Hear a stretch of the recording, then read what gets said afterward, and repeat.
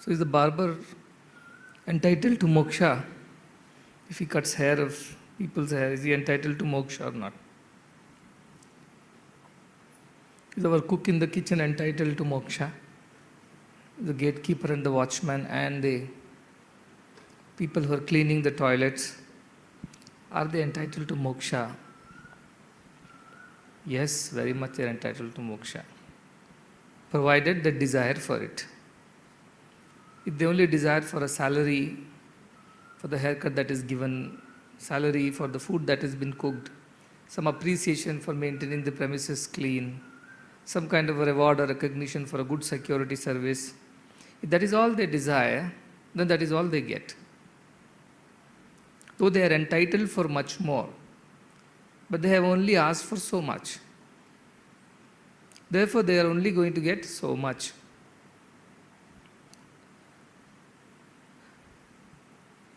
Kadavantora, Nirantera, Kavalanna, Ekkuva Radura.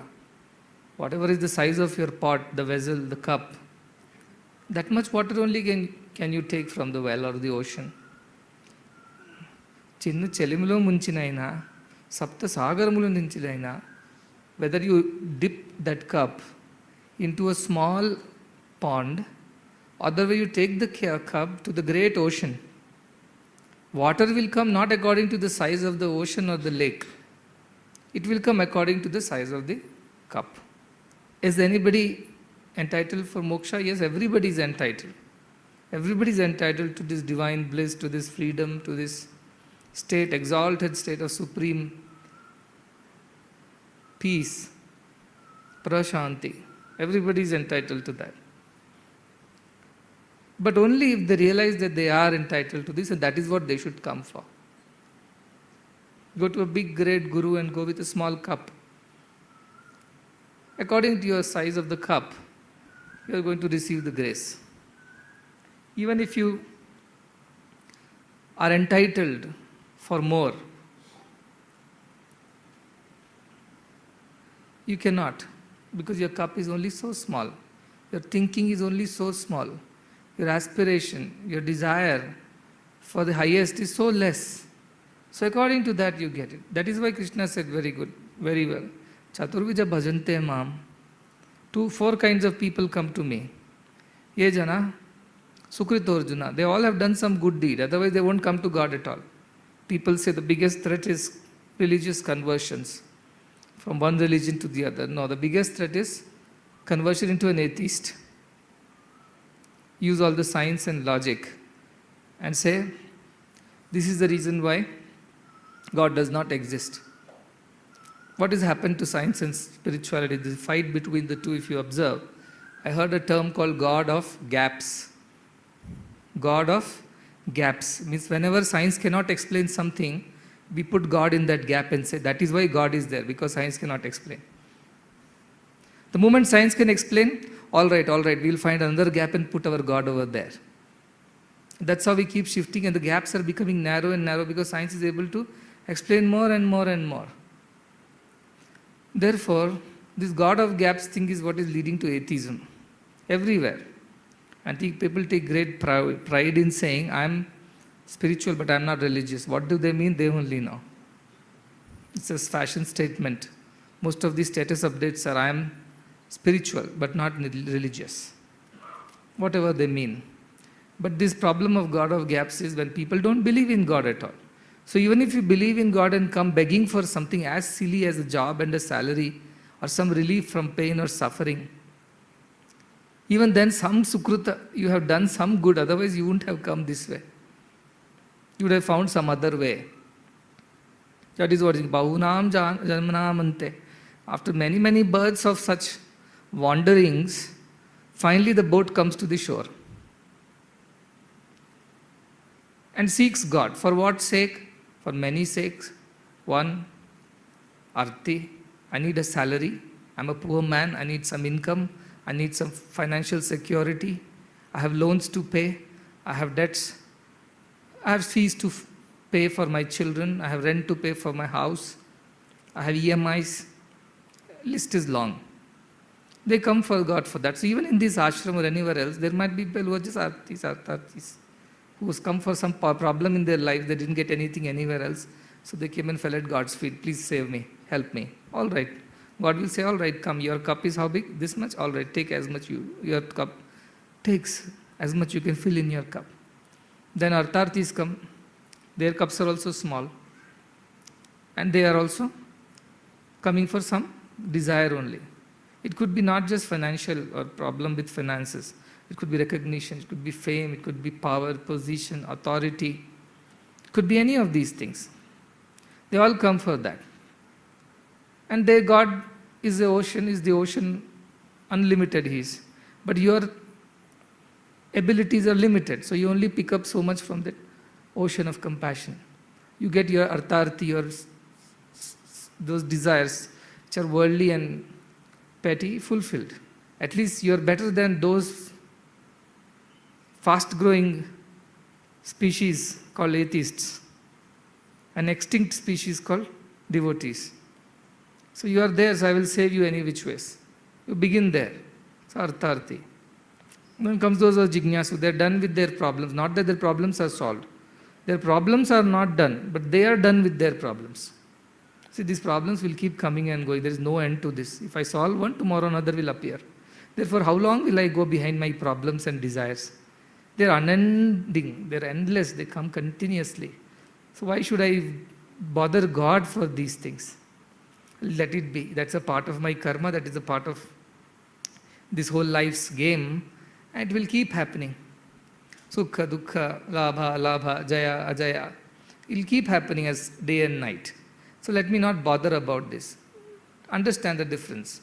Jignasu is not free from all the problems. He did not become Jignasu because all his financial, emotional, family, or professional, personal problems were solved by God. That is not the reason why he became Jignasu. He became because he realized these problems are a part of this life. Anityam, Asukham, Lokam. Therefore, it's a part of the life. How long will I go on begging God for solving my problem? Is that all God is meant to do? Yes, He did solve my problems. From 10 years, He's been solving my problems. He's been helping me in all possible ways. So how long should I go on? So he becomes a jignasu. Enough is enough. So it doesn't mean that he does not have a problem. It does not mean that he does not have another 2 daughters to get them married, or it does not have a son to get him educated or send him to US. Or it does not mean that he does not have a property dispute happening with his brothers or sisters. Or it's not that somebody has not cheated him or her for something in their lives. Yes, or somebody is not sick. Nothing like that. They have all these. But they have grown above these and said, enough is enough. Let me seek higher things. But then again, he's a jignasu. He's only asking questions. Does he mean to truly find the answers? May not. His joy is only in asking questions. Some children are there in the class. You must be knowing teachers. Their joy is in harassing the teacher by asking questions. They don't mean anything. They don't need to know the answer also. They already know the answer. They are most of the time testing the teacher. The teacher also knows the answer or not. There are some children. Why they ask questions? So that everybody should know how brilliant they are, how much they have done homework and come. So there will be people. Like that there are jignasu. But what happens? Again our Ashtavakra laments, Ajivapi jignasu parastatra vimuhyate. In the whole life you keep running behind questions of God. But you don't mean to practice anything. You just want to develop intellectual knowledge and give lectures or talk about it and show your pandityam in front of those poor artharthis. That's all is their joy. Parastatra vimuhyate, ajivamapi. All life also he does this jignasu, this business of asking, getting questions answered. Still the ultimate will elude him, evade him. He will never receive that. Because his cup again is there, but probably slightly bigger than, but still full of holes, and it won't stay. So there's no point, he cannot contain the entire ocean in that cup, however big it is. So jignasu also is kind of, though entitled for higher things, is only exercising limited rights over God or Godhood. Then there are jnanis. As I said, it's not that jnanis don't have financial problems, jnanis don't have family problems, or jnanis don't have political issues or professional issues. It's not that in Gyani's house everybody is married and settled well abroad in US, California. It's not that in Gyani's life there are no property disputes and fights with their neighbors and kith and kin. It's not that in Gyani's wife, the wife is the most faithful or the husband is the most faithful. It's not that in Gyani's life he's not going to get a leg pain, a backache, or a cancer for that matter. It's not even that Gyani does not get questions about the existence, about this, but he's not interested in any of these things. He says, yes, all these exist. Problems exist and they will exist. Even today, if I solve, tomorrow something will come. Name, recognition, fame, mind wants it, it exists. But I choose not to pay attention to it. And all kinds of questions also exist. The chicken and egg questions. Destiny came first, free will came first. Free will is more powerful, destiny is more powerful. Jignasu questions these are. Gyani is not bothered. When a snake is coming to bite you, are you going to sit and analyze, no, where did this snake is coming? Where is this coming from? How is it traveling? Oh, look at its motion. It's coming to bite you.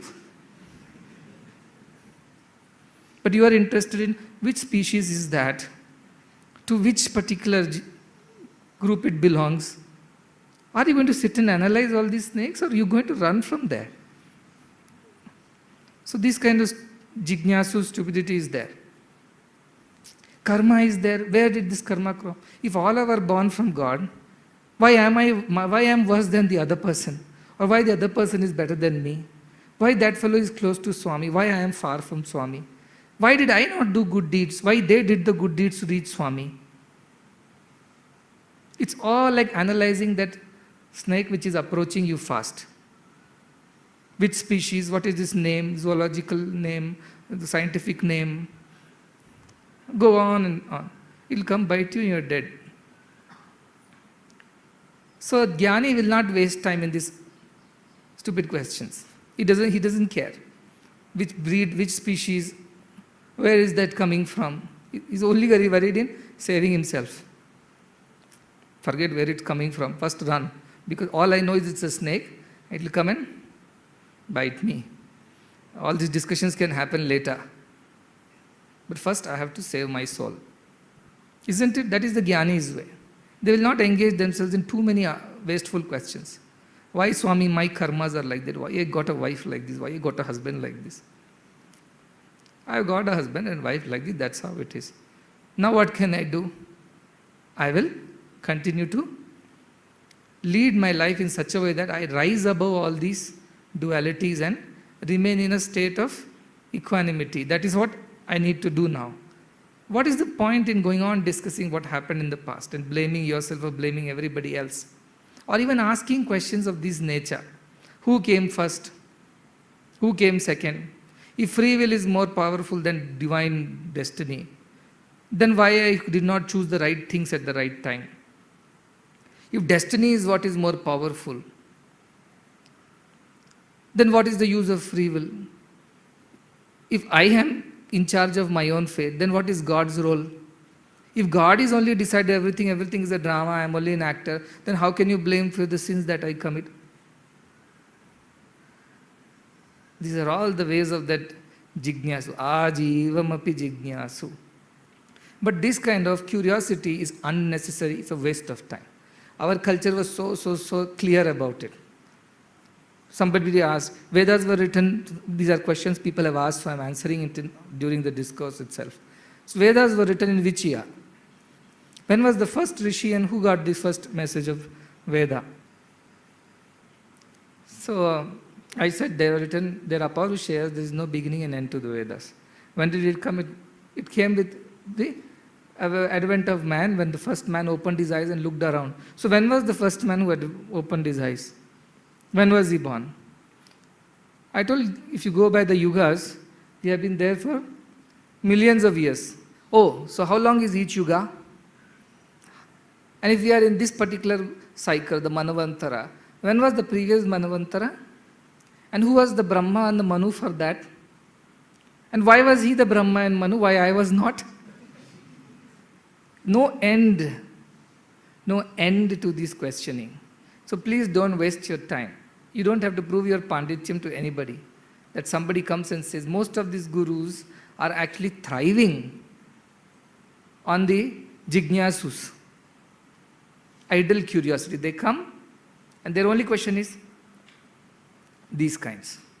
And whatever the Guru answer, whatever they understand, they think now they are more spiritual because they got the knowledge of where the origin of universe was, who was the first avatar, and after that who came, and after that who didn't come, and what were the number of cycles. And they're so interested in all the periphery, so interested in beating around the bush.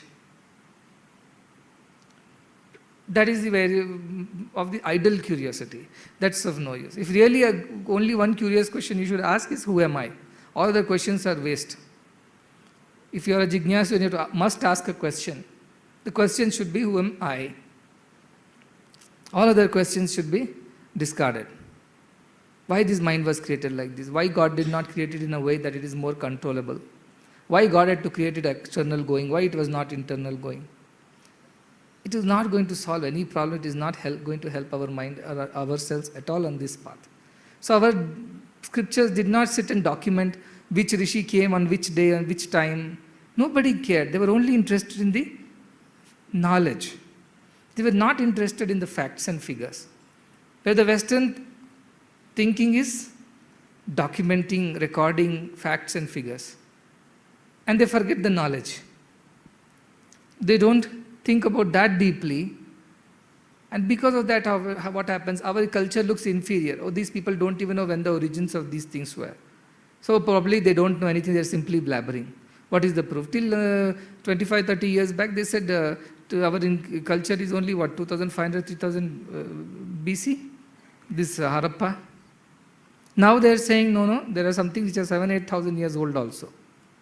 Then after some time they'll come, I think there is something more than that which we don't know. It will go on like that. This is idle curiosity. Idle curiosity. When did the Upanishads get written? When which sage appeared first? Who got which message? Unnecessary. In Kabir Das, one beautiful doha is this. He says, Jati na pucho sadhu ki, pucha lijiye gyan. Don't sit and ask the sadhu, what is your origin, which language, which place are you coming from, which caste you belong to, which ashrama you are associated with. Jati na pucho. Don't waste your time asking these questions to the sadhu. Puch lijiye gyan. Ask the knowledge. I don't care which of these ashramas you are from and which caste you belong to. You come from north, east, west, south. I don't care. I'm interested in my emancipation and I know you can help me. So I'll not waste my time asking curious questions. Tell me, give me wisdom, give me jnana. That is the nature of the true sadhaka. Not interested in this periphery and this idle curiosity. They're only interested straight into the wisdom, the core of it. So that is jnani. So we must strive to be like that. Don't ask idle questions. Especially this origin of the universe, karma, free will, destiny. You know there is karma, you're experiencing it, that's all is the truth for now.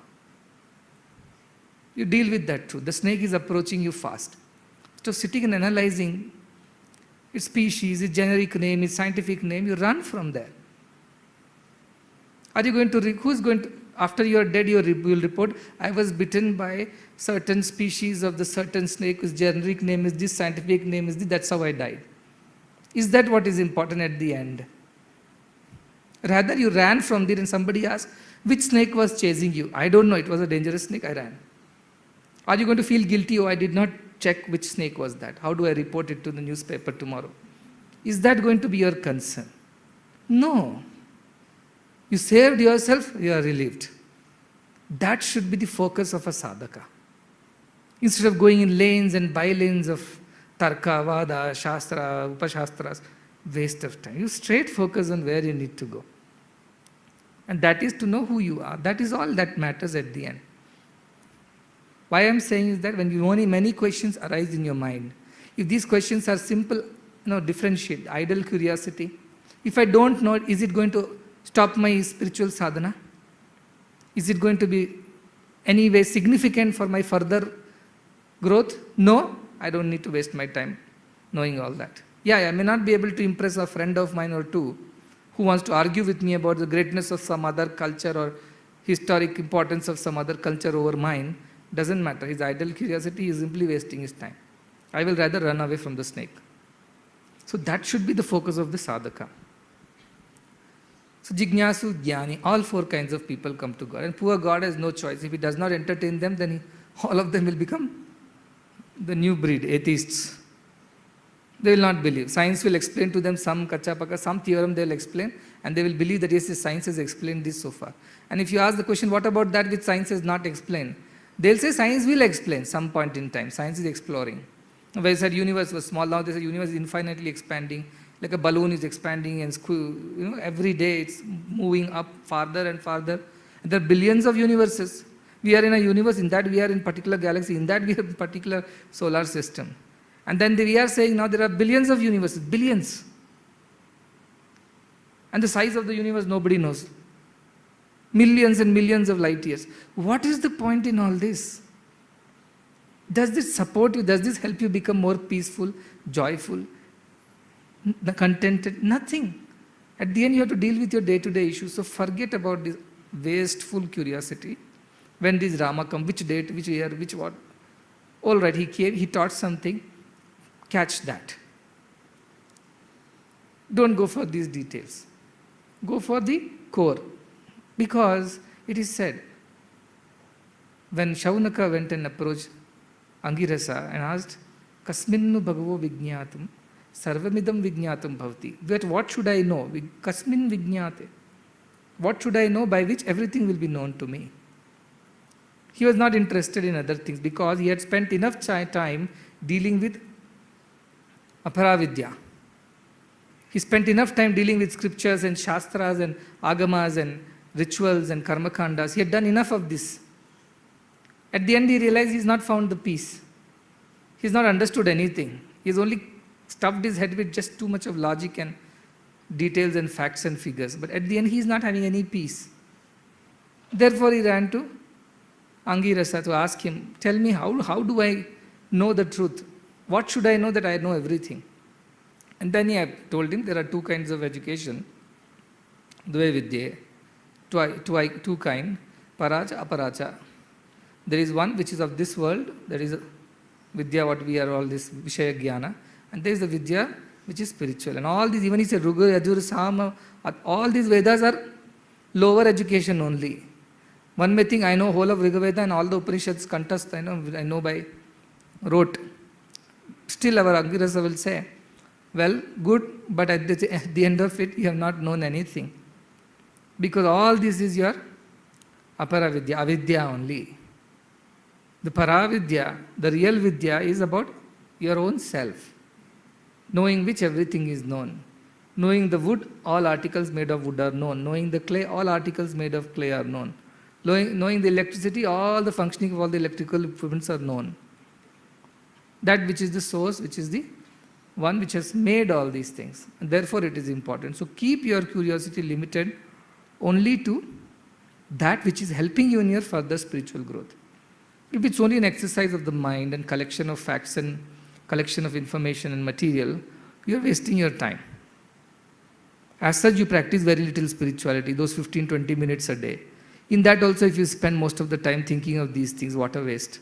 Truth is that we were all born to practice spirituality, and all else should have been adjusted according to that. I must do my sadhana. Therefore, I must eat light breakfast because I will feel sleepy. I must keep my body healthy, so I should do some exercise so that I am healthy. I can sit longer for sadhana. I must not talk to too many people because those thoughts will come into my head and it will trouble me. Therefore, it will affect my sadhana. Or I must not go into certain places because going there is bad vibrations. When I come back, it will all be lodged somewhere in my being, and that will all come out during my sadhana. So everything was focused on the sadhana alone for the sadhaka.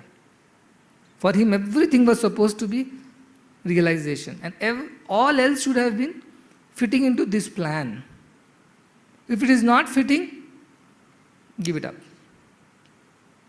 But today what has happened? Earlier I said, dhano moolam idam jagat has become today. Dharma moolam idam jagat was earlier.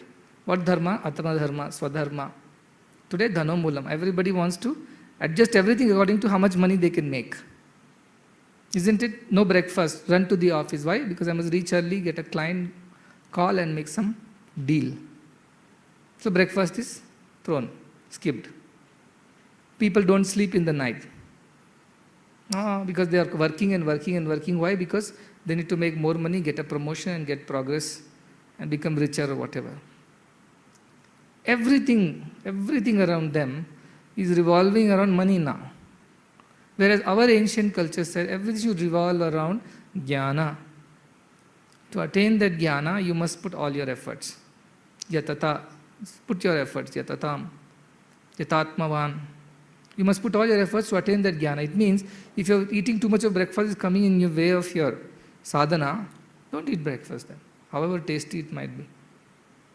If today's breakfast is masala dosa and I have the privilege of eating 3 of them, but I know after eating 3 dosa, Om is not going to come out of me. What's going to come out? You know what is going to come out. Therefore, I will not eat too much masala dosa. Yukta ahara viharasya. I will contain my habits of eating, visiting, karmasu, cheshta, everything. I will control all my desires, all my actions. I will limit them to the bare basic minimum.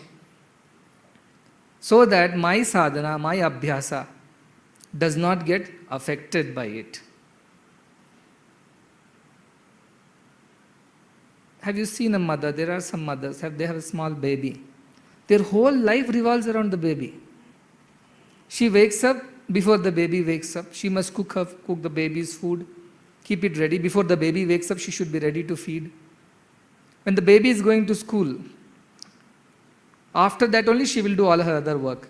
And before the baby comes back from the school, she's finished all her work to be ready to receive the baby again. Everything of that lady, that mother, revolves around the child. Husband also will not get his cup of tea if the child is there. She will say, you make your own tea because I am attending to the child. Is it or not? That is the kind of dedication one should have for one's own sadhana and abhyasa. That everything else can wait. This cannot. This is my decision and doing my sadhana, spend that much time. To me, you should have spent all your time on sadhana. But because it is not possible, we also have some other activities. Do that. But every time you find 2 minutes also, you should get back to sadhana. That's how one should prepare one's mind for sadhana. Not spend time thinking of unnecessary, unwanted things. Idle curiosity is not good. It's wasting your time and energy. It may leave you again intellectually on a high. I know more than others. But spiritually, you are a low. You didn't learn anything. So don't waste your time analyzing the snake. Just run. That should be the attitude of a true spiritual sadhaka. We were all discussing something on Vairagya. Shankaracharya says so beautifully, Bhaja Govindam. Suramandir taru mula nivasaha. Whether he sleeps in a temple, Suramandira, God's temple, or taru mula nivasa, or under a tree, Chaya bhutala, his bed is the earth. Ajinam vasa, his clothes are the bark of the trees. Means he has nothing basically bare. What happens to such a person who is so indifferent to all these things? Whether I sleep in a temple or I sleep under a tree, I sleep on the floor, I wear silk or I wear a tree's bark or the animal skin or whatever. What happens to that? Sarva parigraha bhoga tyagaha. The one who has given up all accumulation, amassment, parigraha. Yama says aparigraha. Don't amass, don't accumulate things which are not necessary. Whether it's physical, material, financial, emotional, mental, intellectual, of any nature, don't accumulate and crowd your life unnecessary. Friendships, social media contacts. We don't need them. You are confusing and crowding your head. So aparigraha, Yama says aparigraha, get rid of those. Don't accumulate more than what you require. That's why I told even ladies, 6 months you have not used the saris, you don't need the sari.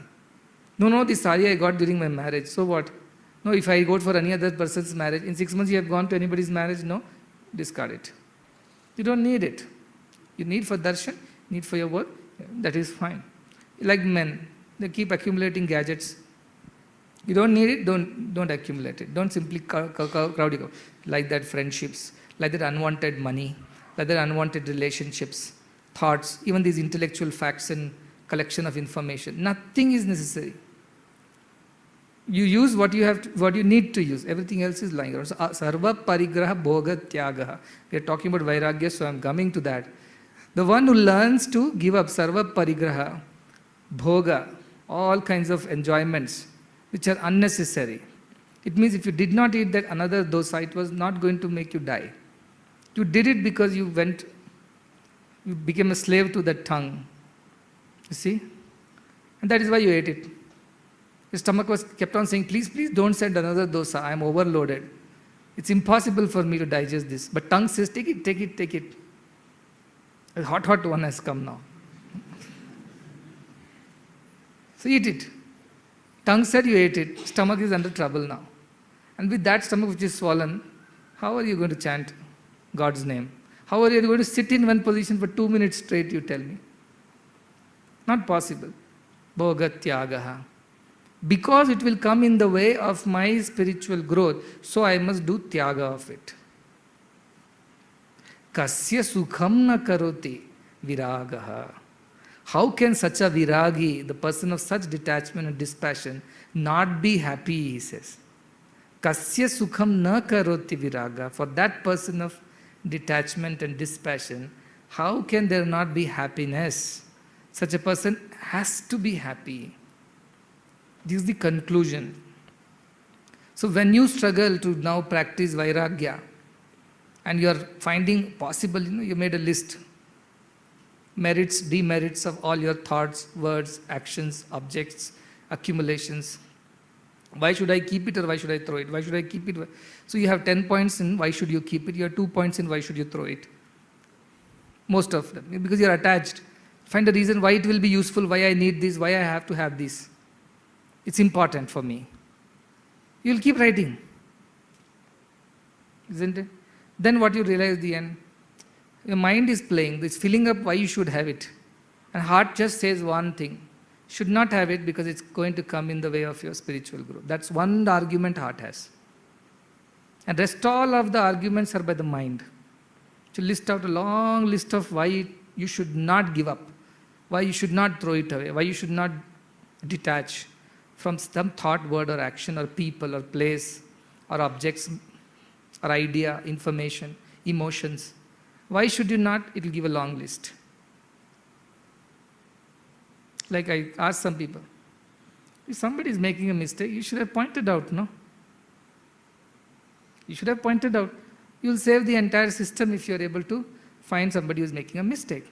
You would have helped everybody. What is the answer, I would have heard that person. Because God is in that person also. So I would have told something and that person would have been hurt. Therefore I will not tell. I didn't tell. I'm sorry.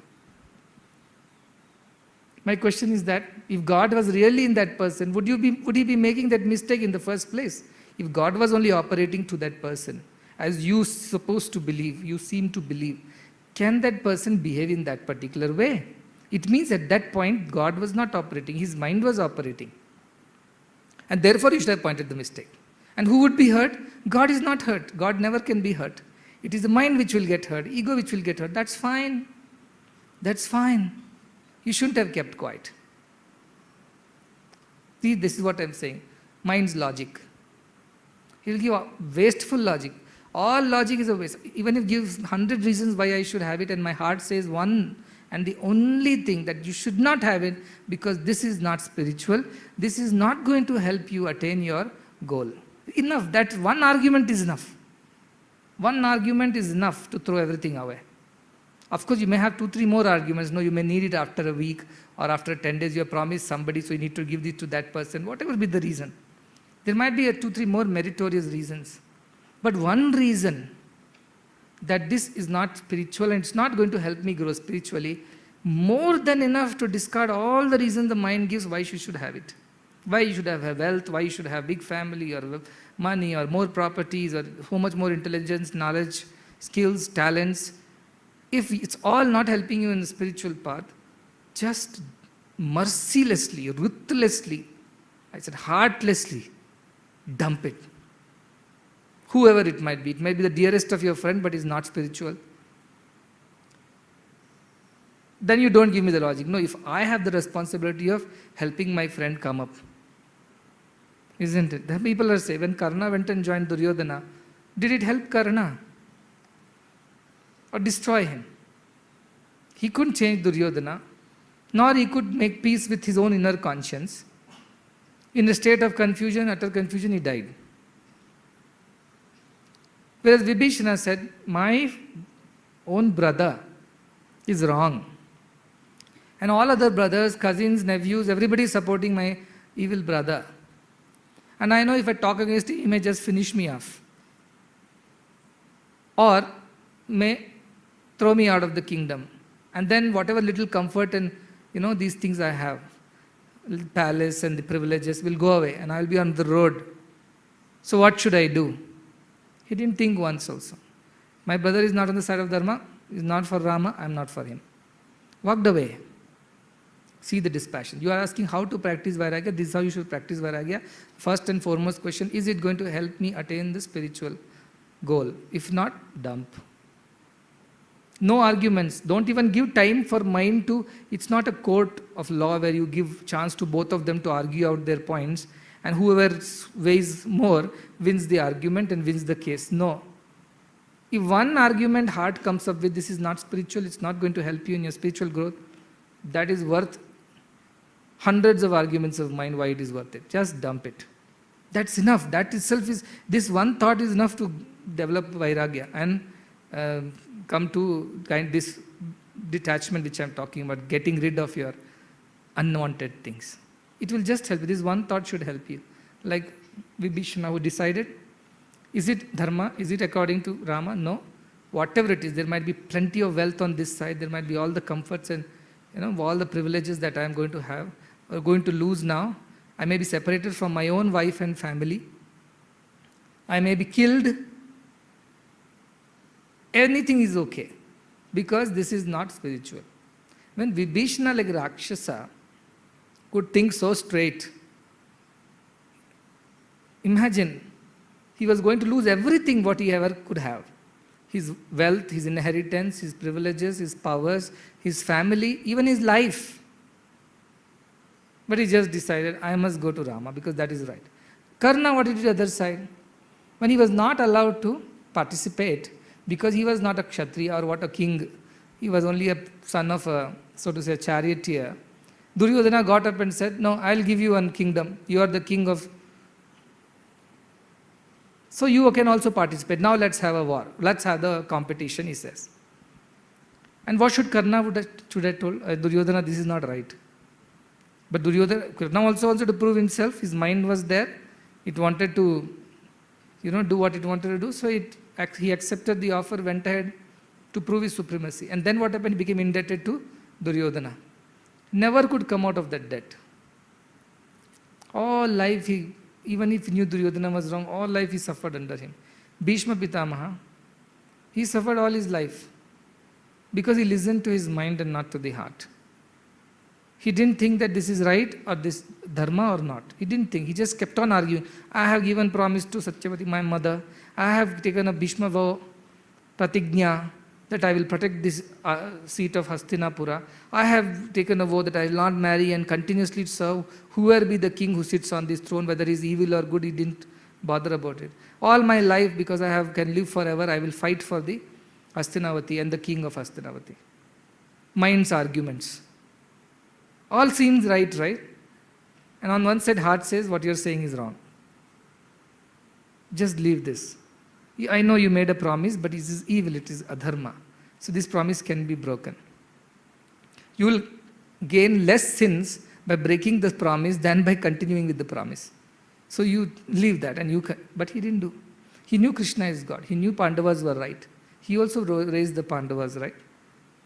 He knew everything that Dhritarashtra is, usurped the throne in the absence of Pandu. And he doesn't deserve it, nor his son Duryodhana deserves it. He knew everything.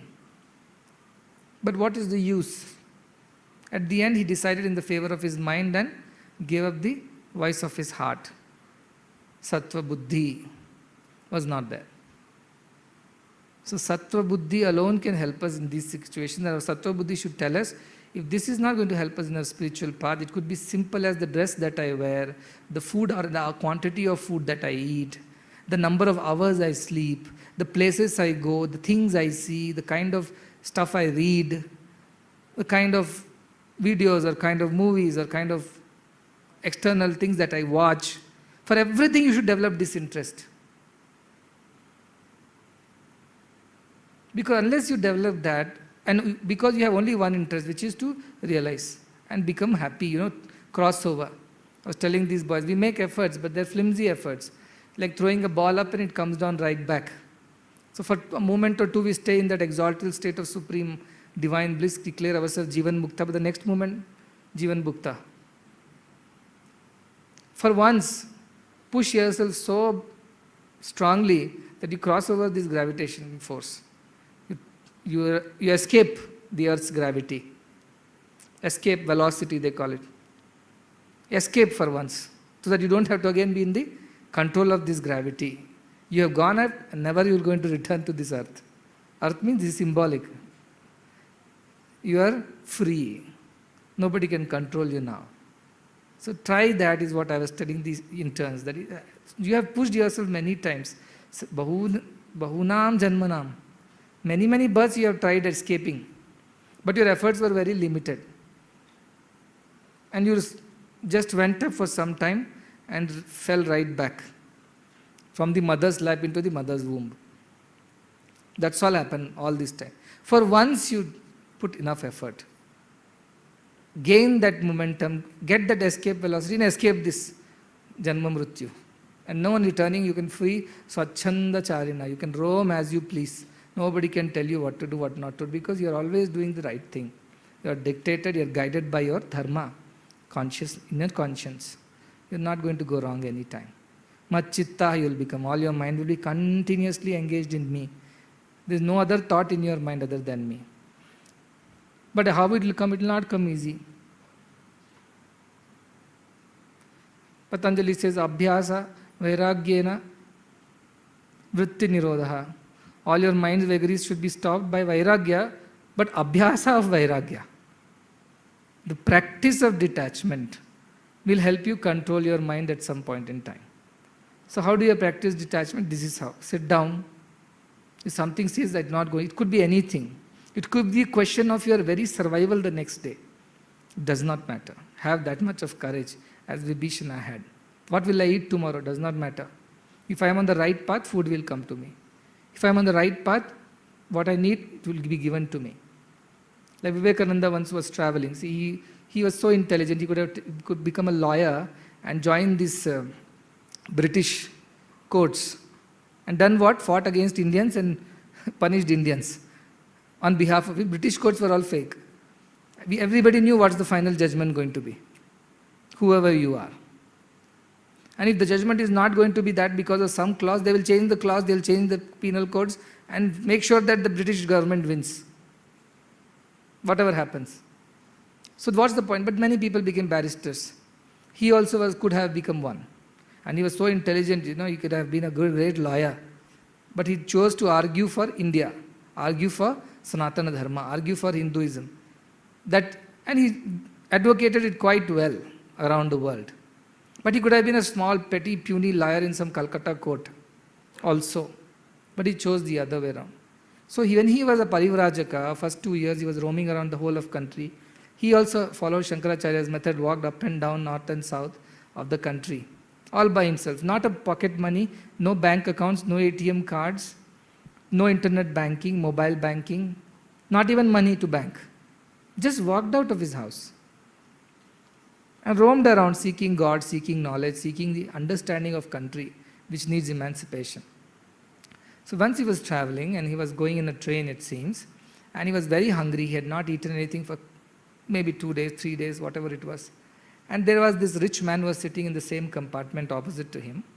And that man said that you people, you know, are young people, you should be working hard, and you people have taken to this lazy method of living, begging in the name of being monks.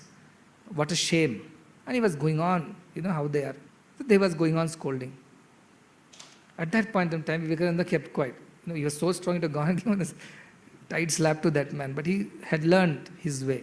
Earlier he would fight with anybody, but he would not now. He learned that is not the way. They are blabbering, let him blabber. A station came, he was so thirsty for water. Somebody gave water, he just drank and sat with that. And the other man bought a lot of food for himself. And he asked, he didn't ask him for food, he was arguing and shouting at Vivekananda. He said, God is there for me. He will provide for me. I don't need anybody else's help. He was very clear. And this man said, let us see. So the next station arrived. It is some station, you know, you don't even know where you are right now. No Google Maps. He just gave that. He got down at the station just casually. And this man also, the rich man also got down in the same station. And then what happened? He saw one man with a mat tucked to in his arms and a basket of food. He's searching somebody. The moment he sees Vivekananda, he comes running straight. Because Vivekananda is sitting under a tree, you know, closing his eyes, hungry but cannot help. And this man comes and says, are you Swamiji, I am so and so, I run a sweet meat shop, and afternoon I went to take a nap. And that time Balaji, my God, appeared in my dream and told, go to the railway station, there is one sannyasi who is hungry, feed him well. And so he came running, searching for the sannyasi in the station. He found Vivekananda, spread the mat on the floor, made him sit, washed his hands, feet, and opened a whole lot of food. You can imagine it's from a sweet shop fellow. All the favorite things, he came and spread in front of him. And this rich man, the merchant who was traveling, got a shock. So clear. Vivekananda is so clear. And therefore he deserves all the adoration. That's why he deserves God. Because he didn't come with a small cup, salary, wife, money, children, car, flat, bank account, stocks, bonds, FDs, pensions, insurances. He didn't come with these cups. He came to drink the whole ocean. He came to become the ocean. And he became, because God took care of that. So that is Vairagya. When you know that it's not going to help you in your spiritual path, just throw it. And I'm so boldly declaring, Krishna declares, Sarva Dharman Parityajya, Mam Ekam Sharanam Vraja. Leave everything to all dharma that you think. Somebody wrote to me, Swami, look at intelligent question. Yama appears in front of me, says, I give you a boon, but there are three choices I have. One, I can do something, I can become Chiranjeevi or something. Two, it's like all those temptations of Nachiketa he offers me. First boon is that. Second boon is that my mother is on deathbed, he can give life to my mother. Third boon is he will tell me the Brahman so that I can be liberated. Now which one should I choose, Swami, he asked.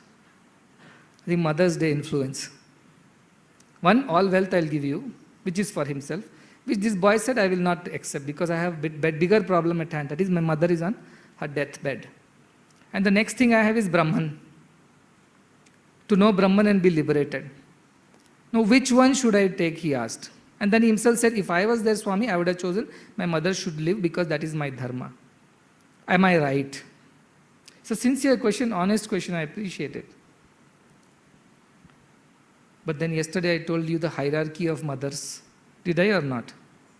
Tyajet purusham kulusyartham gramasyartham kulam tyajet gramam janapadasyarte atmate prithivim tyajet. For the sake of family, give up yourself, individual. For the sake of village, give up the family. For the sake of nation or world, give up your village or whatever community you belong to. And for the sake of God, you can give up everything. So while at the face of it, for the jignasus and the intellectuals and all the feminists and advocates of motherhood will think how bad this boy is. But to God, Because to ultimate whom he is loyal to, he'll tell, yes, you give me Brahman. Because that is the reason why my mother even gave birth to me, that I should realize myself. She didn't give birth to me that she can live forever. She gave birth to me because I should be able to grow and realize Brahman. It's a different story that his or her mother might not have thought that way. But that is the ultimate goal. And jatasya hi dhruvo mrityu, dhruvam janma mritasya cha. Tasmad apariharyarte natum shochitum arhasi. Those who are born, they are going to die. If the death has come, nobody can stop it. And those who are dead, they will be born again if they have not redeemed themselves. So why you unnecessarily cry, O Arjuna, over something which cannot be resolved? Why do you cry? It may sound like horrible. All the mothers will think this is what Swami is teaching all the students. But then he said, Kulam pavitram janani krutartham. A person who attains Brahmagyana, becomes a Brahman, one with Brahman, his mother is redeemed. If he becomes a Brahmagyani, his mother has already been given pavitram, kulam only pavitram. Forget mother, father, uncle, aunt, cousin, neighbors. Everybody has become pavitra for him. He has redeemed all of them in the process of redeeming himself. In the process of Atmanamokshatam, he has done the Jagadhitaya. And his mother also will be redeemed. Death is only temporary, isn't it? This birth, she was your mother. Next birth, or the previous birth. So as a son, what is your highest dharma? To redeem your mother of deaths and births. Is that not the highest dharma of a child? And when yesterday only told Kulam Pavitram Janani Kritata, mother will be redeemed. She'll be remembered forever for being the mother of a Brahmagyani. So this death is temporary. Anyway, if not 10 years later, it will anyway come. She's not going to live forever. It will anyway come. So the son should be discriminating. This is Vairagya. Now mind will give you 110 arguments. She bore you for 9 months. She struggled to feed you, clean you, take care of you, looked after so much. All life she has done. Now she is on the deathbed. As a son, is this what you should be doing? What kind of son are you? What kind of dharma is this? Where is your putra dharma, matra, whatever? He'll give a long list. But heart will tell one thing. Ultimate purpose of all life is to realize the self. And if I do that, my mother also will be redeemed. That I was born from her womb and I attained the highest, which is what she should have desired for me in the first place. And the moment you're redeemed, you can redeem everybody around you. Your mother will be naturally redeemed. Your whole kulam will be redeemed. When Hemleka landed up in that kingdom, what happened? She redeemed everybody in the process. So, this is Vairagya. This, even a very touchy and very tricky question like this should be again weighed in the light of Adhyatma's highest good and decided. So you will think, this boy is so selfish, he is only looking for his Brahmagyana. Many people give this argument at home. How can you be so selfish? You are leaving your mother, father struggling in their village and you want to go and serve society, you want to realize God. How horrible, how ugly, how selfish, what kind of spirituality is, they will say all these things. Vivekananda's mother also was like that. He had 2 sisters, both were in trouble. His younger brother did not have money to pay fees for his college education. Their house was taken over because of the debts that they had. And he recollects that in one of these places, he would cover himself with a blanket, but there were so many holes that his feet will keep coming out of one hole or the other whole night. That poverty, Vivekananda. Yet he decided to take to the spiritual path.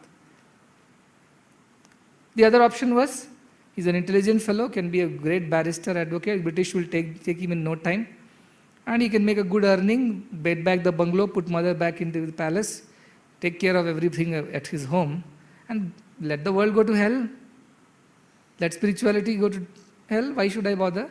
Neither he will redeem himself, nor redeem anybody else. He could have also settled down with 4-member, 5-member family, in the course of time married and had 4 more children. He could have done that, right? So what did he choose? Is he wrong in choosing that?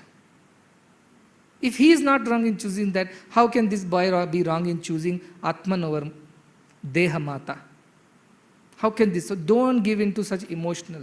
As somebody said, I read in Narsimurti's book, Tao philosophy. Love is not an emotion, it is a decision, he said. Love is not an emotion, it's a decision. Love must know how to make a decision. And not get drawn or carried away by emotions. I love that boy, so I spoil them. I love my child, so I give everything and spoil them. Is that truly love? It's not love. It's attachment, some raga. But if I truly love, then I should be able to decide correctly. That love will give me the strength to take the right decision. That is Tao philosophy, whatever. So Vairagya will come if you have that clarity in your head, accompanied by tremendous determination. This and nothing else, like Nachiketa. This and nothing else. I will ask you a question. Suppose Yama had given only one boon to Nachiketa. What would have been that boon? First boon of Nachiketa was, please make my father happy. When I go back, he should accept me.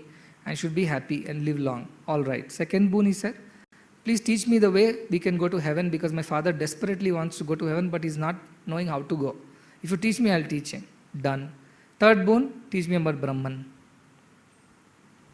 If Yama had given Nachiketa only one boon, Brahman, one boon that asked one anything, our Nachiketas would have asked, after learning about Brahman from you and the Nachiketa Yajna, I should go back to my father who should accept me with peace. Could have been, right? Somebody, when God told, ask a boon, and he said, may I eat with my great-grandchildren in gold plates.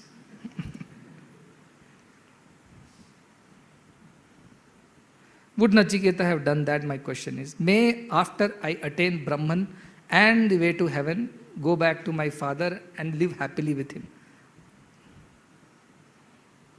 That vara won't work. So if he had asked, I am sure Nachiketa would ask, okay, teach me Brahman. That's all he would have asked. He wouldn't have asked, I would go back to my father should get redeemed out of this Maya. He would have told, teach me Brahman even then, because I have found a perfect teacher in you. And I cannot miss this opportunity. Only you can teach me. You alone can teach me. Therefore, you teach me, I don't care about other things. Because all this, I've had hundreds of fathers, hundreds of mothers, as Gopikas told Krishna. And Krishna pretended to be angry with the Gopika who came late. Sometimes children come late and I pretend to be angry. Why are you late? What are you doing? Like that, Krishna. So Krishna went overboard and said, go back to your own husband. Why have you come to me now? So late. I've been waiting for you. Go back to your husband. She said, which husband should I go back to? In every birth I have had a new husband. Every birth I had a new father or a mother. In every birth, everybody was different for me.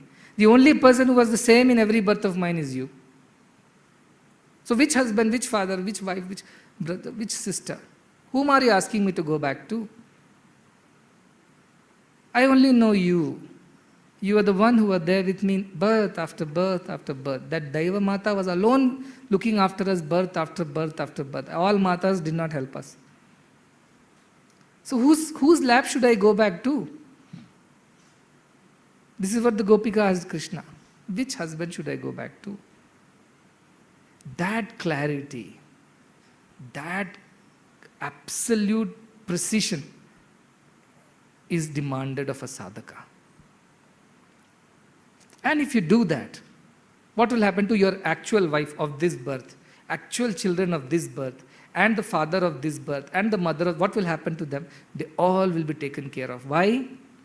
Sarvadharvan parityajya mamekam sharanam raja. Aham tvam sarva papebhyo mokshayishyami mashucha. I will take care of everything. Ananyas chintayanto ma ye jana paripasute tesham nityabhi yuktanam yogakshemam vahamyam. You worry about me, think about me, and I will worry about you. And everything that you need to worry about, I will worry about it. Simple one sentence. Somebody wrote, Swami, I have realized your small Telugu poems contain the essence of all the Vedantas. After reading Vedantas, he is realizing this. Till now nobody realized that in Swami's simple little sentences, Sarva Vedanta Siddhanta was there. Nobody realized that. Now they're realizing because I'm talking Vedanta, quoting from scriptures. Now they're feeling, Swami knows a lot. Till I was not telling these things, small Telugu poems, these are all his personal creations. Now everybody knows. One word, you do my work, I will do your work. It's equivalent to Ananyas Chintayantu Ma. Sarvadharman Parityajya. Is it or not? Is it not Abhayam Sarva Bhutebhyo? Is it not essence of all this which Krishna Rama have told in one simple English sentence? You do my work, I will do your work. Is it not the essence of... Do you have faith in this sentence is my question. Do you really have faith in this sentence? We quote it, misquote it. Do we really have faith in this sentence that yes, of course, even if I have to give up everything and I have to follow Swami, I know Swami will look after everybody. And why I will tell you that. See, this body is mother, father, brother, sister, whatever needs to be there as a part of the Purva Janma Prarabdha karmas are there. So this body and all the people associated with this body, they will travel to Kanyakumari. And there was a beautiful temple of Vivekananda Memorial Rock, where he meditated for 3 days, I believe, before going to or after coming back from America or something. As I said, I'm never interested in details, I'm interested in the core. So we went there, the group, and as everybody entered the Vivekananda Memorial Rock, and Swami Vivekananda, huge statue, is standing over there, dark color. And he's in the center, and the Guru Ramakrishna and Mother Saradama are on the either sides. So as this whole group went inside, so this body stood in front of the statue and prayed mentally that you are such a great disciple of your master. You, in those days, under such difficult circumstances, you followed your master and went to almost the ends of the earth, all the other side of the earth at least, and spread his message of Vedanta and all this. What a great, noble, blessed soul are you. That is what this one told that one. And what did that reply? That Vivekananda came alive in the statue. Because they're all there in Sukshma, you see. They came alive, the statue. And the moment he came alive, he said, he ignored this comment. He ignored this comment as if he didn't hear at all. He was not. He looked and said, are these family members? He asked. So obviously the reply has to be there. Yes, Swamiji. These are all the family members of this body. This is the mother of the brother, sister, whatever. You know what Swami Vivekananda said? He said, your Guru has taken care of the family much better than my Guru. No comparisons. Your Guru has taken care of the family better than my Guru, he said.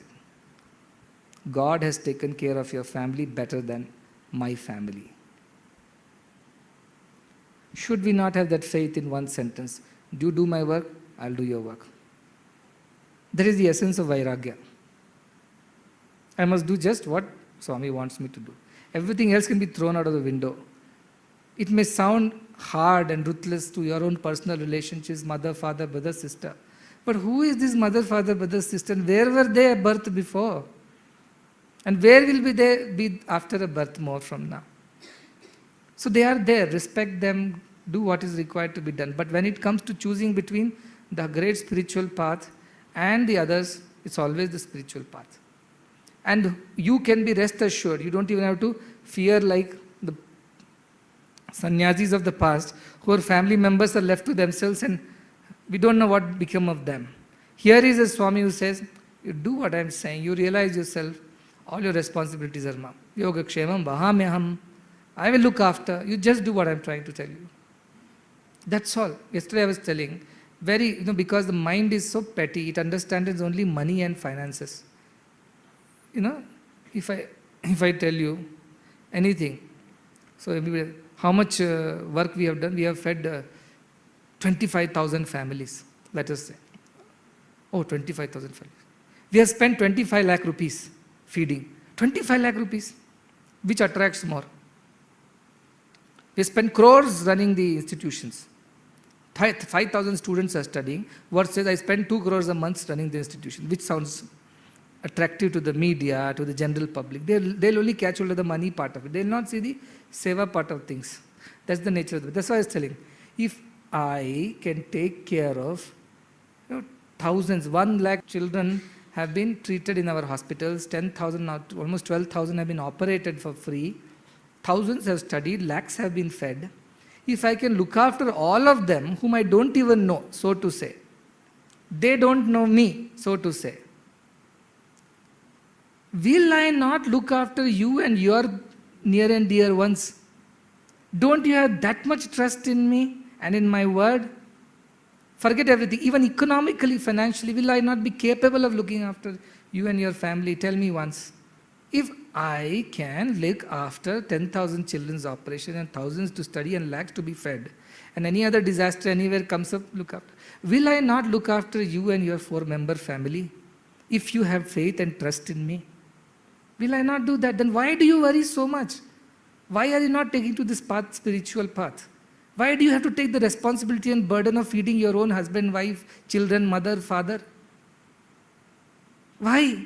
Why you are sitting in a train putting that luggage on your head and suffering? Why? This is what makes me feel bad for all of you. Why? Why are you a beggar with a treasure buried in your backyard? Why? Why is all I'm asking. And I'm telling, dig it up, wealth is there. You're like, oh, it's too much of work to dig. I'll beg rather. This is what you're telling, isn't it? Dig 10 feet, you'll find a treasure pot full of gold. 10 feet, who will dig? I have to sleep, I have to eat, I have to entertain myself, I have to watch a movie, I have to read this book, I have to go and meet my friends, I have to go look after this, look after that. I have also office works, trust works. Where is the time to dig that 10 feet and pull the plot out? It's okay, I'll beg every day for the next 100 years and lifetimes to come. That is, I'm okay with that. Because I have all the other things to do other than time to dig the treasure out. That's all you're saying to me. And what am I saying in return? Forget all this. Ananyas chintayanto ma. Think of me alone. Forget all these things. Think of me alone. I will look after. Just do what I'm saying. You do my work, I'll do your work. What is my work? You become Jnani. That is what I'm saying. Now I'm so much more vocal about it. Nothing other than Jnanis will work for me. How can I help you? Become me, you help me. If you can't become me, you don't help me. Now I'm all the more vocal. I'm continuously telling. Till yesterday I told, no, join the institution, become a doctor, become a teacher, become an engineer, become an accountant. All that was there. There were ways, methods. The goal was to help me. Today I'm telling, the only way you can help me is to become me. Anything less than that, you really don't help me. And if you truly, truly want to help me, you have to become me. And becoming me means you have to become absolute desireless. That is perfection. That is Shuddha Sattva. That is the Parama Padam. Absolutely desireless. I have a small 4-year child. He's falling sick. Should I pray? Not pray. Is that a desire? Not a desire. No, is your responsibility? You take the responsibility. That's about it. It needs to be taken to the doctor. Take to the doctor. Beyond that, what can you do? Take my life. Save my child. Drama vaddu.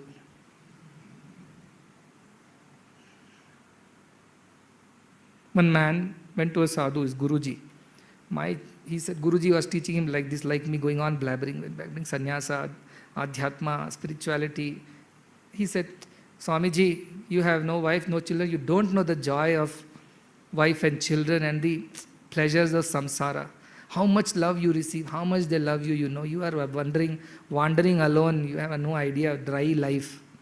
He gave lecture to this sannyasi back. This sannyasi said, okay, let me teach him what it is. He said, I'll give you a small medicine, a herb. You drink that tonight, tomorrow morning you won't wake up. Your breath will stop, your heartbeat will stop, your body will turn cold, but you won't die. You'll be alive. Okay? And watch what happens. You'll be aware of what's going on. So he gave him that little herb because just to challenge. He said, I will prove to you that my people love me so much, they'll do anything for me, and you sannyasi, you don't know anything about all these things. You have a dry, useless, neeras life. There's no joy in your life. All right, take this herb. He ate that herb for the experimenting because he was so confident, you see. He slept. Next morning, didn't wake up. After some time, mother realized, wife realized, children realized, and all the lamenting and crying started.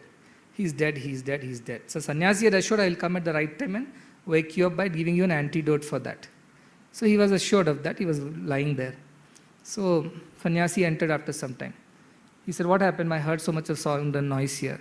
Oh, my husband has passed away, in good age he has passed away, he's not even 50, 40, whatever. Oh, my son has passed away, what is this mother? I should not, what a plight of a mother who has to see her own son's death. I should have died before my son. All kinds of lamenting. So this Guruji said, okay, you are all so upset with his death, I have a solution. If anyone gives their life, I will exchange it for his life. If anybody says, I'll die and let him come up, it'll be fine. So everybody is looking at each other's face. Wife is looking at mother-in-law's face. Better this lady dies, I'll be done with her.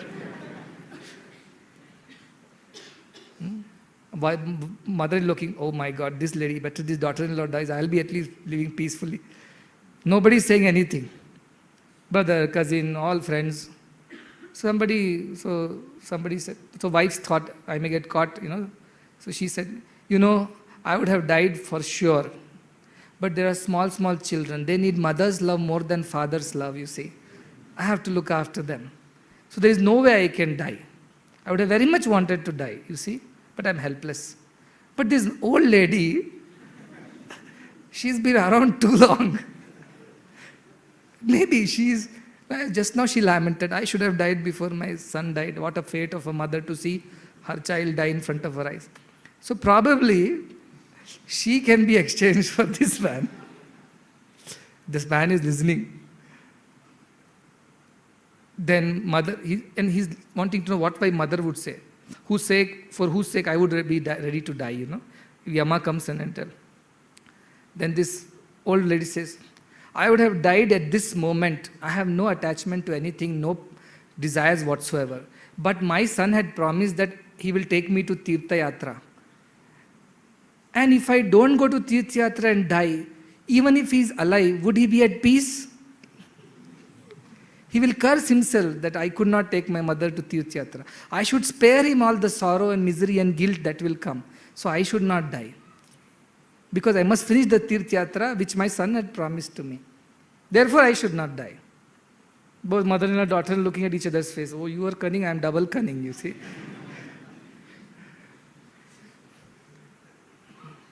This man who must be in that state would have thought, I better die now. What's the point in coming alive, living with a wife and a mother like this? For whose sake I was doing everything. He would have thought like that. So this sannyasi knew the plight of this man. He gave the antidote, this man came alive. They both were shocked. Then sannyasi said, have I proven my point? He said, of course, yes. And he became a sannyasi to saying that your life is better than my life.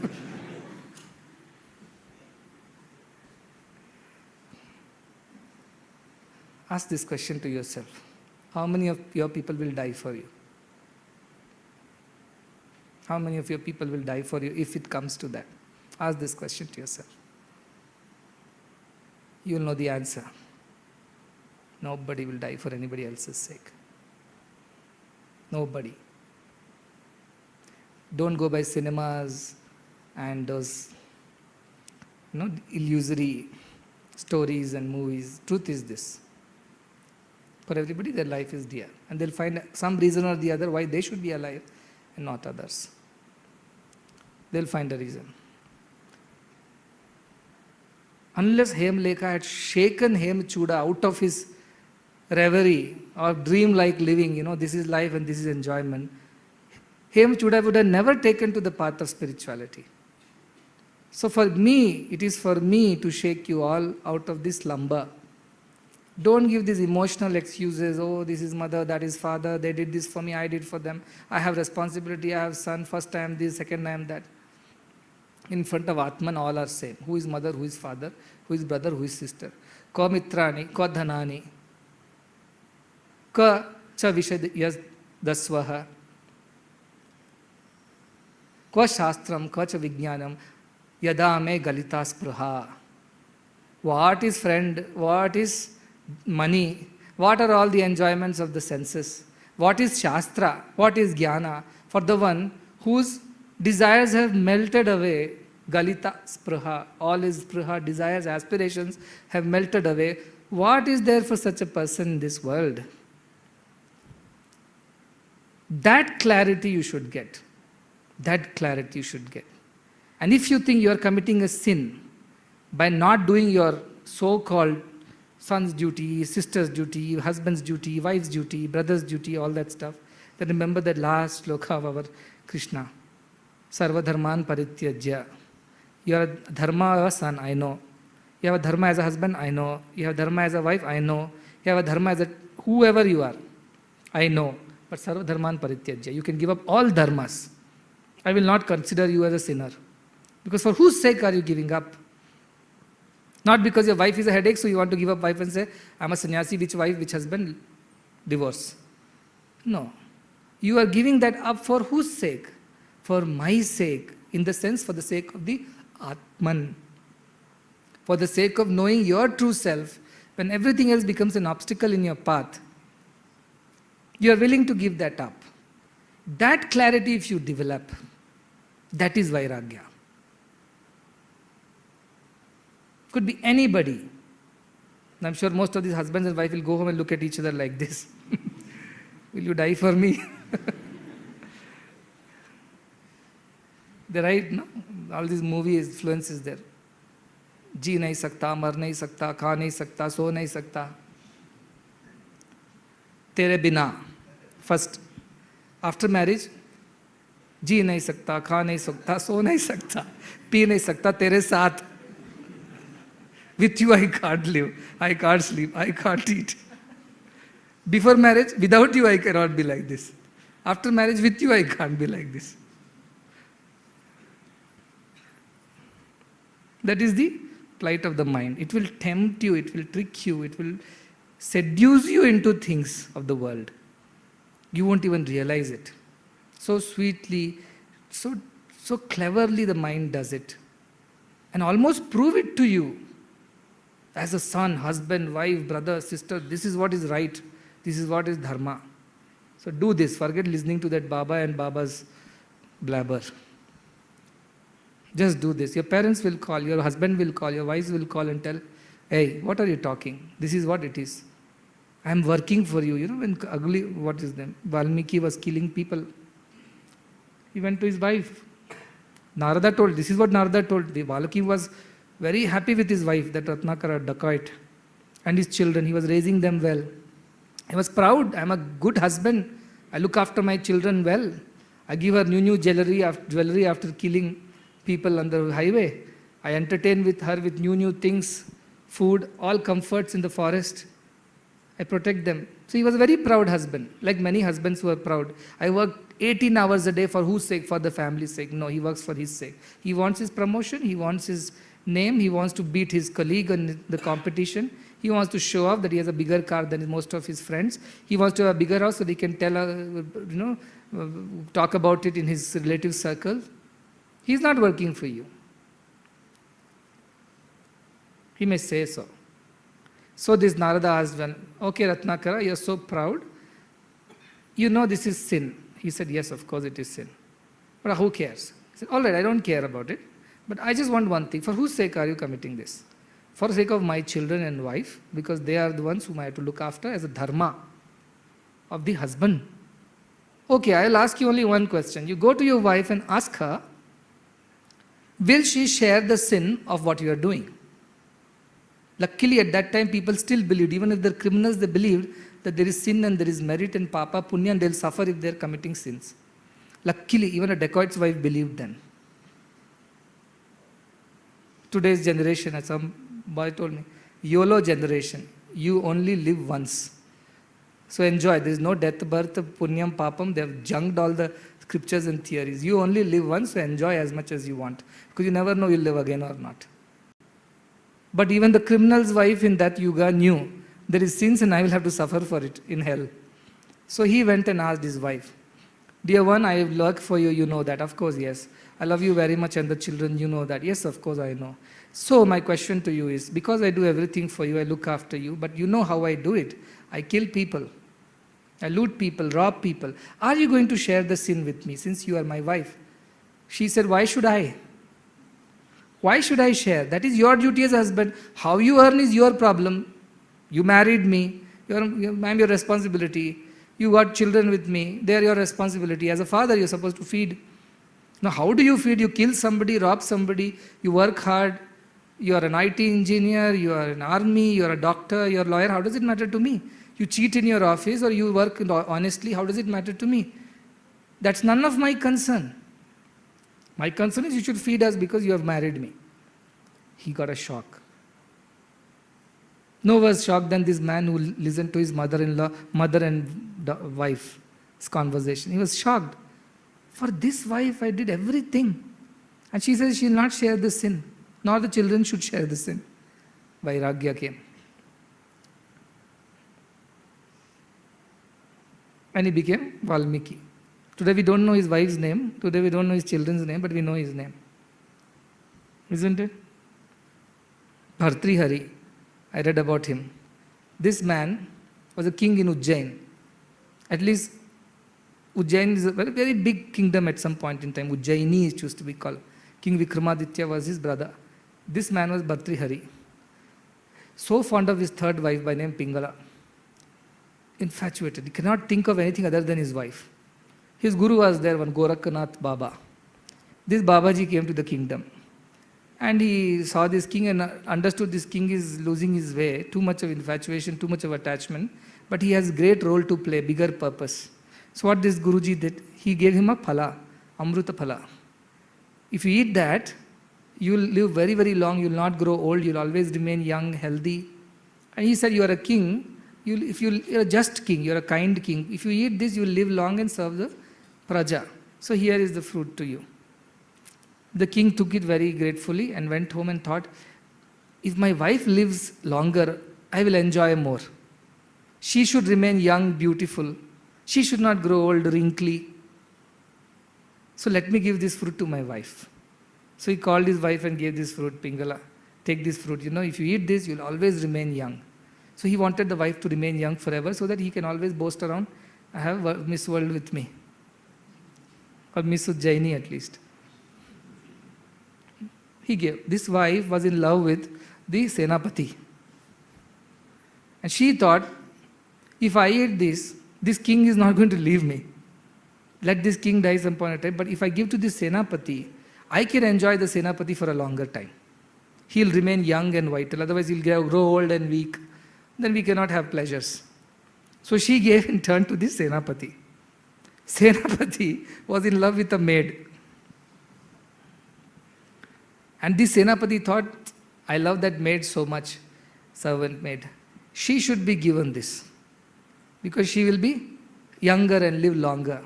So he silently gave this fruit to this maid servant. And this maid servant thought, our king is the most noblest and the most just. He should live the longest. I should give this fruit to the king. And she came with the fruit and to the king. King, I want to offer a fruit, is Amruta phala. If you eat that, I know all these things. Who gave you this fruit in the first place? To me, that Senapati gave. Who gave the Senapati call? Your wife only gave. He got a shock of his life. He became a sannyasi. So you don't need to necessarily go through shocks to become sannyasis. All I'm proving is that. Don't have to go through that. Wise people have said, snakes bite and you die. Don't have to get a snake, get yourself bitten and see whether you die or not. Not necessary. That's all I'm trying to say. Even Rama and Sita could not live in peace. Iha samsare, bahudustare, kripaya pare, pahi murare. The samsara is full of misery. And all those people who put a brave face and say, oh, our marriage is a success and our children are so, ask them how hollow their words are. Their success because they could not divorce themselves, that's all it is. There were plenty of moments when they could have divorced each other, if there was an opportunity. But because of our traditions, culture, the social pressure, the family pressures, the children's pressure is so high that they just somehow drag on and on and on. But that does not mean their marriages are successful. Or these worldly friendships that we talk about, तेरे बिना जी नहीं सकता, खा नहीं सकता, P नहीं सकता. All this sounds good in movies and films, and because that's what they sell. They sell people what they want to hear. If you tell spiritual things, who wants to hear? So remember this. Remind yourself of what is true, what is not. Nitya anityata smara. Unless you do that, you cannot develop dispassion. So if you tell me how do I develop vairagya, keep telling yourself this again and again. This is not in line with my spiritual path. This is an obstacle for that. It could be as simple as having an extra dosa when you don't need to, or sleeping an extra hour when you don't need to, or making extra friendships when you don't need to, or watching extra things which you don't need to, or reading extra things which you don't need to, or going extra places which you don't need to. It could be anything. If it is not helping you to grow spiritually, discard ruthlessly, mercilessly. Mercilessly discard that mind and its vagaries. Say nothing doing. Kill it. Jnana khangena. With the sword of jnana. Kill it, they say. Cut it. Don't wait. With the sword of jnana, just cut those attachments and free yourself. No thinking. That's what I am saying. Your foot is caught in a crocodile's mouth. You have a sword in your hand. What are you going to tell? That is Brahman, this is Brahman. Brahman goes to Brahman. You'll allow your foot to go inside his mouth. What will you do? Take the sword and thrust it into the mouth of that crocodile. And out of pain it will leave and run. That is what Shankara told his mother. This crocodile is catching my feet and pulling me into this river. I shall die if you don't deliver me by permitting me to become a sannyasi. And that is a real mother. She said, if you have to survive by becoming a sannyasi, rather you become a sannyasi and survive, but don't die. That is motherhood. That is real love. So if your parents say, no, nothing like this, nothing like that, or your people, parents, or whoever around you starts advising in all possibles, tell them. The only way I will survive is if I can remain in the path of God. Any other way, I don't think I will survive. And they should say, yes, then if you think you will survive only that way, then so be it. And two mothers approached the King Edward and asked him, they're fighting over a baby, saying, this is mine, this is mine. The Edward was not sure how to do justice. So he said, okay, we'll cut the baby into two. One part to this mother, one part to that mother. The moment he took the sword out, the real mother cried out saying, please don't cut the baby, give it to the other lady, it's okay, but don't cut the baby into two. He told she is the real mother, give the baby to her. That is real mother, for whom the baby and her welfare or its welfare is more important than her desires, her attachments. She is a real mother. That is the ideal of motherhood or fatherhood, whichever way you put it. If there were two fathers fighting also, king would have done the same thing, cut the baby into two. That kind of clarity, parents, friends, relations, everybody should have, and you should have in the first place. You should have in the first place that I am here for knowing the truth and nothing less than that will be agreeable to me. If that means giving up everyone, everything, perfect. Give it up without thinking twice. Because the moment you start thinking twice, there is a possibility mind will come in and will convince you. Without thinking twice, then and there, immediately, tachana, do it without thinking twice. When crocodile is eating your leg, are you going to think twice? When the snake is approaching, are you going to think and analyze? What will you do? You save yourself when your body is on fire. Can you desire for anything else? Where is my friend? Where is my mother? No, you'll run to jump into a pool. That kind of feeling should be there in you. Only then Vairagya is possible. If that is not there, Vairagya is not possible. You understand? I'll talk more about this, but you should go do mananam about what I said. Mano buddhya hankara चित्तानि नाहं न च श्रोत्रजिह्वे न च घ्राणनेत्रे न च व्योमभूमिर्न तेजो न वायुः चिदानन्दरूपः शिवोऽहं शिवोऽहं चिदानन्दरूपः शिवोऽहं शिवोऽहम्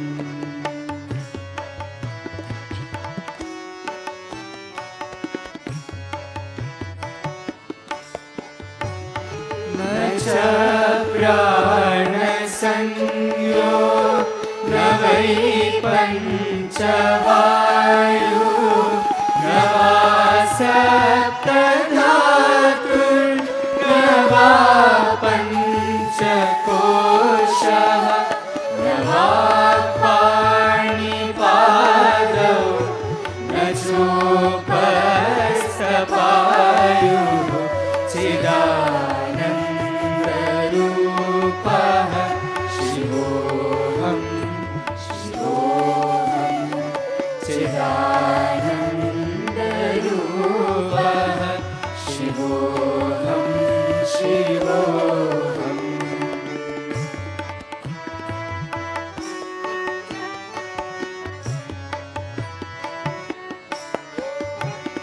न मे द्वेषरागौ न मे लोभमोहौ मनो नैव मे नैव मात्सर्यभावः न धर्मो न चाक्रो न कामो न मोक्षः चिदानन्दरूपः शिवोऽहं शिवोऽहं चिदानन्दरूपः शिवोऽहं शिवोऽहम्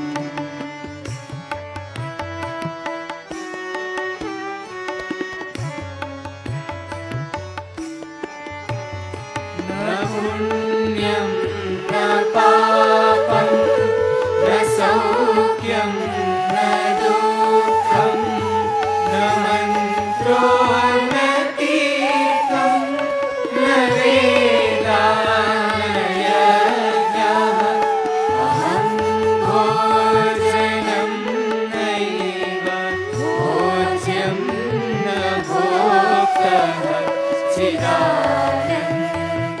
चिदानन्दरूपः शिवोऽहं शिवोऽहं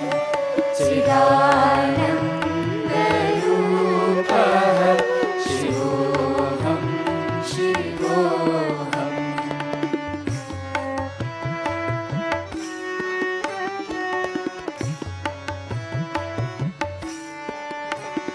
न मे मृत्युशङ्का न मे जातिभेदा पिता नैव मे नैव माता न जन्मः न बन्धुर्न मित्रं गुरुर्नैव शिष्यः चिदानन्दरूपः